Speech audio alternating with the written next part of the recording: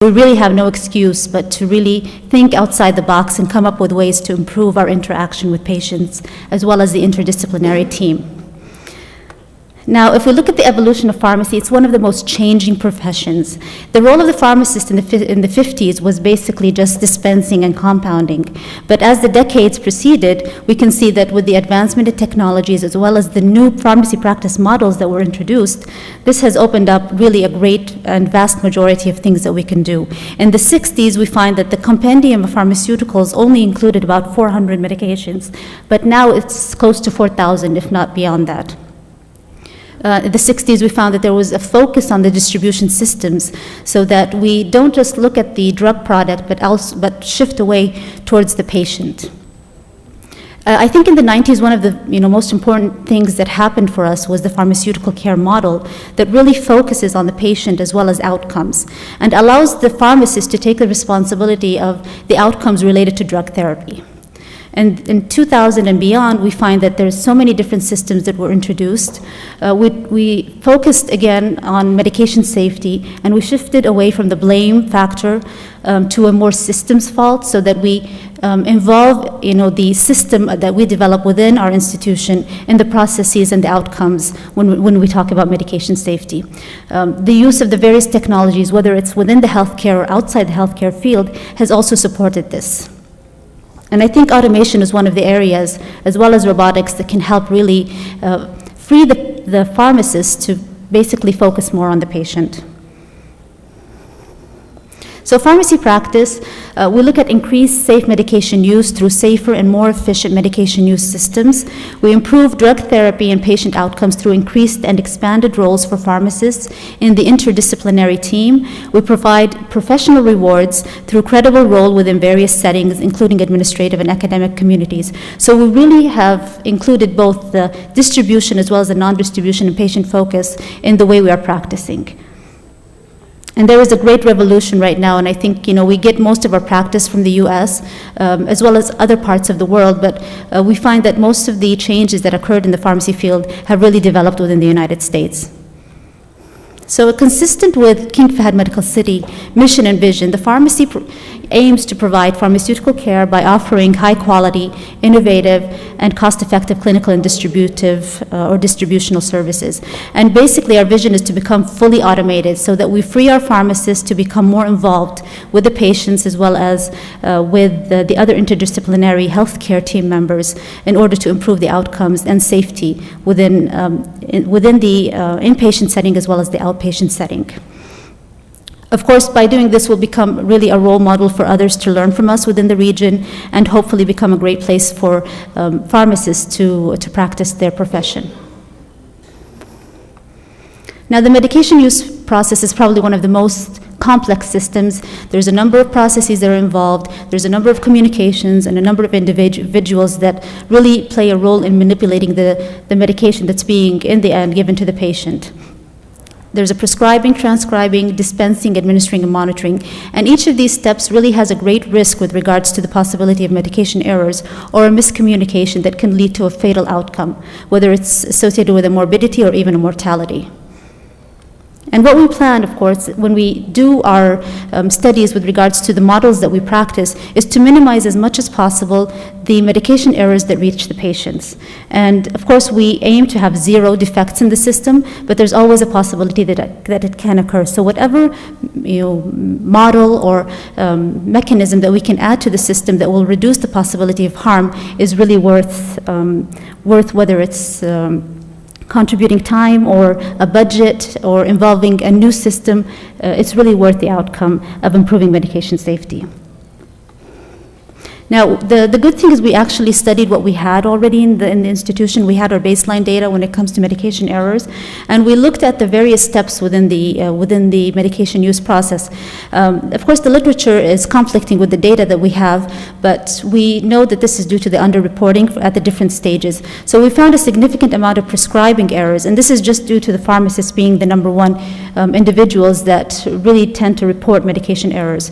But we are very certain that at the other steps there were producing a lot of medication error reports, and the main reason is underreporting. So we targeted, when we look at the automation, how we can improve patient outcome and the efficiency of what we do, is to have the various technologies that can support the system and reduce medication errors, regardless of the data that we had. But we actually started with the prescribing and developing our own customized electronic system.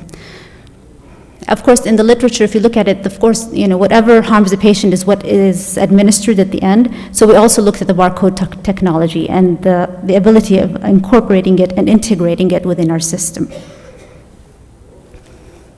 Now, looking at the rank order of error reduction, again, this was part of our background development in order to come up with the best model to be applied within our pharmacy. If you look at the high leverage processes that will improve the outcome, forcing functions and constraints, as well as automation and computerization, are the number one high leverage processes that you can apply in order to reduce medication errors. And that's where we focused, either by having a clinical decision support system that places the stop signs for physicians during the ordering process, or at the level of the pharmacy or the nursing. In addition to the electronic system and applying a robotic system, all of these integrated together complement each other to reduce medication errors. Using new systems, like we said, during the last decades, there are a number of new distributional systems that were introduced in the market, and we tended to look at what we had already and add on to it and integrate, use also systems that are outside of the healthcare system, such as the interactive voice recognition, telemedicine, telecommunication, in order to incorporate and integrate and come up with the best model. Again, during our research and background, we looked at the medication distribution models in institutions that are the same capacity as we are, with the same specialties and complexities. And we found there's a mixed number of distributional systems, such as the point of care, centralized systems, hybrid, as well as decentralized. And our aim was actually to combine these, because we are a very complex institution. We have a wide variety of patient age groups, as well as chronic versus acute settings. So our aim was to come up with a hybrid system that utilizes not just the robotics, but also an automated dispensing unit, a pneumatic tube system, as well as clinical decision support linked with the electronic system. So it's a very complex system, but at the end we customize it to what we need and to the best setting that we have. Just to give you a brief overview of our pharmacy department, now we have both an outpatient and inpatient, but the model I'm presenting today that we looked at was specifically for the inpatient pharmacy. We found that we have a 24-hour main pharmacy that serves the hospital throughout the week and the weekends. And linked to it, there's a number of satellites in the acute care setting in the rehabilitation hospital. We also have a pharmacy within the women's specialized hospital, the pediatric hospital, and separated, or a division by itself, we have the IV admixtures and the oncology and cytotoxics. So we found we have a number of scattered pharmacies, which really makes it difficult to standardize. And there's an inefficiency with regards to the utilization of our manpower, because we had to distribute them and come up with the best scheduling so that we ensure that we're giving 24 hours continuous support within the institution. We did find a waste of resources. It was labor intensive because you needed to maintain the same scheduling throughout.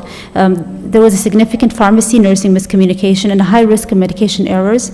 And of course, there was a limited reward towards pharmacists, since they were doing most of the labor intensive work that was being conducted on a daily basis.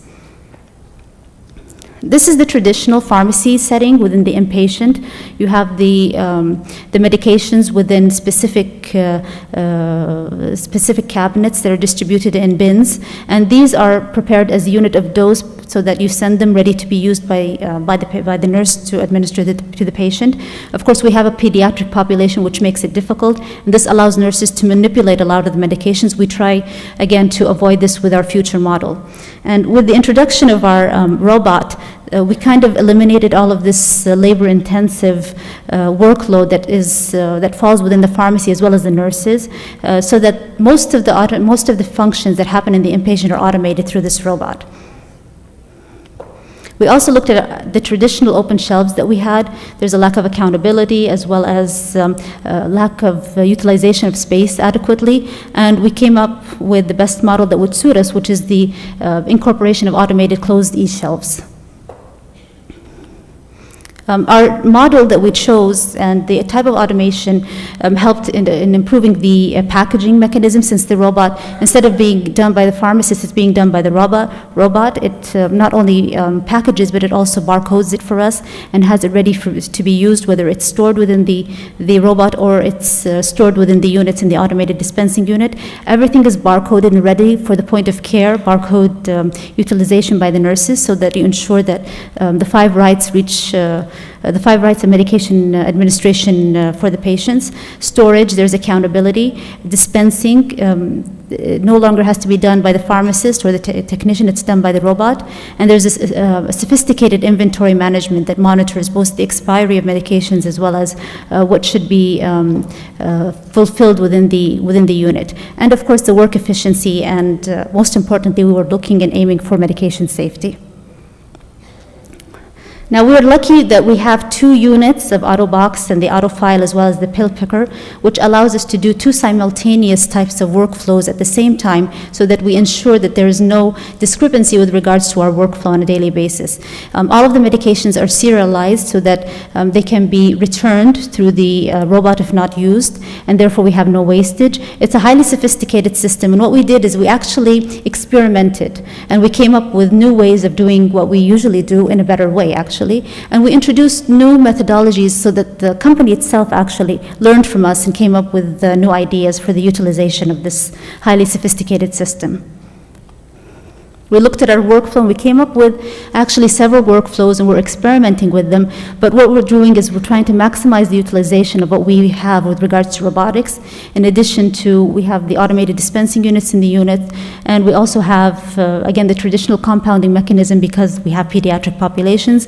But our aim is to have everything ready, made, and dispensed through the pharmacy so that nurses have better time to utilize with patient care, and our pharmacists are actually freed from the labor-intensive work that they had, so that we decentralize them. They're able to be part of interdisciplinary teams within the units, as well as get exposed to more of a clinical setting rather than just a distributive setting. In the end, our aim really is that the product reaches the patient in the most safe mechanism as possible, so that when the nurse uses the barcode to administer the medication, she ensures that she's giving the right medication to the right patient. So at the level of the nursing unit, nurses will have 2 options, actually, either getting their medications through the medication cart, which is a routine medication dispensing mechanism, and again, they come up in the form of rings, and each ring is actually patient-specific. It has all of the information with regards to the administration, and it's serialized so that the nurses actually do not have to keep looking for what dose needs to be given at what time. Or it could be through the automated dispensing units, and this is actually refilled through the robot itself. And we actually have the pneumatic tube to supplement, just in case these 2 mechanisms do not really fulfill what the nursing needs at the bedside. So our new system, actually, what we're doing is we're centralizing our pharmacy with regards to the daily production of the 24-hour cart fills, and we are expanding our satellites so that we have actually in all of the acute care settings a pharmacy that serves with regards to the immediate needs, and then we decentralize our pharmacists so that they're available as part of the interdisciplinary teams, so that they assist the nurses, the physicians, and most importantly the patient.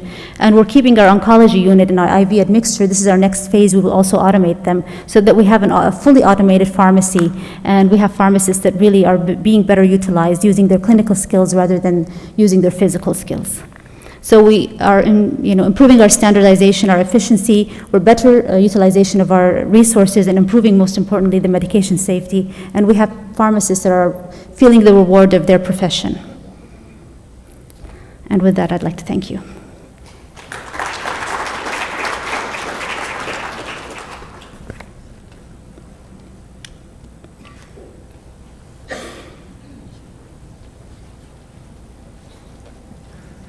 Thank you for Dr. Najwa Al-Ghamdi. I believe all you agree with me that e-health is the